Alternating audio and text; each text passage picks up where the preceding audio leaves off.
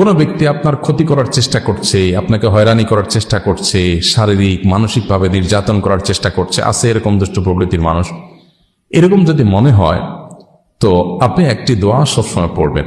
নবী করিম সাল্লাল্লাহু আলাইহি ওয়াসাল্লাম কোনো ব্যক্তি তার ক্ষতি করতে পারে এরকম আশঙ্কা বোধ করলে তার ক্ষতি থেকে বাঁচার জন্য এই দোয়া পড়তেন। দোয়াটা হলো আল্লাহুম্মা ইন্না নাজআলুকা ফি নুহুরিহিম ওয়া নাউযু বিকা মিন শুরুরিহিম।